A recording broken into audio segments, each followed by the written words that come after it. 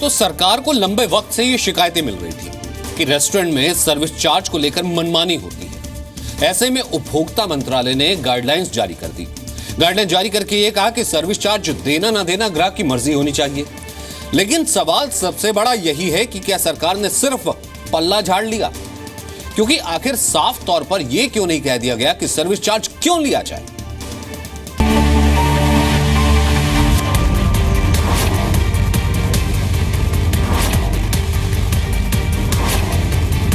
नए साल में सर्विस चार्ज के कंफ्यूजन से ग्राहकों के भारी बिल वाले जख्म पर सरकारी मरहम के बजाय होटल रेस्टोरेंट वालों का नमक लग गया है। उपभोक्ता मामलों के मंत्रालय से जारी एक गाइडलाइन के बाद सर्विस चार्ज के मिर्च मसाले पर बहस की शुरुआत हो गई। सरकार ने कहा कि अगर ग्राहक होटल या रेस्टोरेंट की सर्विस से खुश नहीं है तो सर्विस चार्ज देने से मना कर सकते हैं। और हमने गाइडलाइंस में इसको चेंज किया है कि आइंदा से इस प्रकार के चार्जेस को कंपल्सरी स्वेच्छा से, दिस लाइक द टिप, कोई आदमी होटल में टिप देना चाहे, कोई नहीं देना चाहे, तो ये उसके लिए कंपल्सरी नहीं होता है। और इसीलिए सर्विस चार्जेस को बिल्कुल ऐच्छिक रखा। कोई देना चाहे तो दे सकता, नहीं तो जबरदस्ती ग्राहक से नहीं लेगा। 2 जनवरी को सरकार ने साफ किया कि 5 से 20% तक लगने वाला सर्विस चार्ज बिल में टिप की जगह पर लगाया गया है और इसे हर बार नहीं लगाया जा सकता। कंज्यूमर अफेयर्स डिपार्टमेंट के मुताबिक बिल में ऑटोमेटिक तरीके से सर्विस चार्ज लगाना फेयर ट्रेड प्रैक्टिस के उल्लंघन जैसा है। ये सर्विस चार्जेज लेते हैं, सर्विस टैक्स अलग है, सर्विस चार्जेज अलग होते हैं। अभी तक एक्चुअल में होटल्स में अमूमन सारे करीब एक ट्रेंड सा बना दिया, अपने सर्विस चार्जेस जो है अपने ग्राहक से ले देते। हमारी गाइडलाइंस में ये भी कि इस should not be compulsory. Service charge पर नए नियम ने लोगों को राहत का रास्ता दिखाया है, लेकिन लोगों के मन में अब भी कई सवाल हैं। बहुत अच्छा है क्योंकि हम लोगों को कम पे करना पड़ेगा, हम लोगों के लिए फायदा है। कुछ कस्टमर्स होते हैं जो होटल सर्विसेज से सेटिस्फाई नहीं होते, तो ये अगर ऑप्शनल है तो वो कुछ कस्टमर्स के लिए बहुत अच्छा प्रूव होगा। अगर वो सेटिस्फाई है तो ही वो सर्विस चार्ज देंगे। गवर्नमेंट को सीधा स्ट्रिक्ट कांस्टेंट रूल लेना चाहिए कि कोई सर्विस चार्ज नहीं लगेगा, because we are giving service tax, so we no need to pay service charges. काफ़ी सारे रेस्टोरेंट्स में वो सर्विस डिलीवरी नहीं होती जिसके लिए वो चार्ज कर लेते हैं एक्स्ट्रा। 10% सर्विस चार्ज से ये फ़ायदा होगा कि अगर आपको लगता है कि वैल्यूएबल है, आपको उतनी सर्विस दी गई है रेस्टोरेंट में, फूड क्वालिटी अच्छी है, तब पे करिए 10%। नहीं होता है तो मत पे करिए। सर्विस टैक्स तो हम दे ही रहे हैं ना। सीधे शब्दों में अगर आपको बताने की कोशिश करें तो अगर किसी रेस्टोरेंट या होटल में आपके खाने का बिल 1000 रुपए का बनता है तो 10% की दर से उस पर सर्विस चार्ज 100 रुपए का होता है।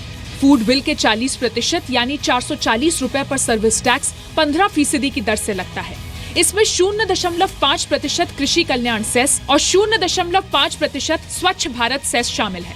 440 रुपए पर 15% की दर से सर्विस टैक्स लगेगा 66 रुपए। इसके बाद इस पर वैट लगता है जो राज्यों के हिसाब से लागू होता है। जैसे कर्नाटक में 14.4% और महाराष्ट्र में 12.5%। इस हिसाब से 137 रुपए 50 पैसे वैट यानी वैल्यू एडेड टैक्स लगेगा। यानी आपका पूरा बिल होगा 1000 रुपए का फूड बिल, 100 रुपए का सर्विस चार्ज, 66 रुपए का सर्विस टैक्स और 137 रुपए 50 पैसे का वैट। यानी कुल मिलाकर आपको 1303 रुपए 50 पैसे का बिल चुकाना होगा। अब सवाल इसी 100 रुपए के सर्विस चार्ज पर है। सर्विस चार्ज की बहस के बीच हम एक रेस्टोरेंट पहुंचे जानने के लिए कि एक आम आदमी कितना टैक्स देता है। हमने 2 कैपेचिनो, एक स्नैक्स ऑर्डर किया और हमारा बिल्कुल आया 460 रुपए। लेकिन उसके बाद टैक्स का सिलसिला शुरू होता है। सर्विस चार्ज 10% के हिसाब से 46 रुपए, वैट 12.5% के हिसाब से हमारे स्नैक्स पर 33 रुपए, कॉफ़ी पर वैट 20% है 48 रुपए, उसके बाद सर्विस टैक्स 5.5% के हिसाब से 28 रुपए, स्वच्छ भारत सेस 1 रुपए और किसान क्रेडिट कार्ड सेस 1 रुपए। इस तरह हमारा बिल 618 रुपए पहुंच गया, जो कि शुरुआत में 460 था। गाइडलाइन बन गई है, लेकिन लोगों का सवाल है कि क्या आप खाना खाने के बाद झगड़े के लिए तैयार रहना होगा? जनता की डिमांड है कि सरकार गाइडलाइन बनाने की बजाय इस पर एक नियम क्यों नहीं बना देती। बिल्कुल क्लैरिफिकेशन कर देनी चाहिए कि ये नहीं कहना चाहिए कि कस्टमर की मर्जी है दे या ना दे। नो, कस्टमर मान लिया मैं खा के चल देता हूँ और होटल वाला मुझे कहता है भाई साहब आपने तो ये चार्ज ही रह गया आपका, तो ये बड़ा कंफ्यूजन है अभी, इसको क्लियर करना चाहिए बिल्कुल। कॉन्फ्लिक्ट हो सकता है कस्टमर और रेस्टोरेंट ओनर के बीच में, लेकिन जो भी है अगर गवर्नमेंट पॉलिसी है तो हमें उसको तो सपोर्ट करना होगा। रेस्टोरेंट वाले एक्सेप्ट करेंगे कि नहीं करेंगे कि we are satisfied with their service और नॉट, सो हमें थोड़ा सा और क्लियरेंस चाहिए इस इशू पे, but obviously it's a good step, good initiative taken by the government. जब भी आप रेस्टोरेंट या होटल में बिल देते हैं तो दो चार्ज ऐसे होते हैं जो काफी मिलते जुलते हैं और कंफ्यूजिंग हैं। एक है सर्विस टैक्स और दूसरा है सर्विस चार्ज। सर्विस टैक्स सरकारी होता है जिसको देना आपकी जिम्मेदारी है, लेकिन सर्विस चार्ज देना आपकी मजबूरी नहीं है। उपभोक्ता मामलों के मंत्रालय ने स्पष्ट किया है कि अगर आप होटल की सर्विसेज से खुश हैं तो आप सर्विस चार्ज दें, और अगर नहीं तो आप सर्विस चार्ज देने से इनकार कर सकते हैं, क्योंकि ये आपकी मजबूरी नहीं, चॉइस है।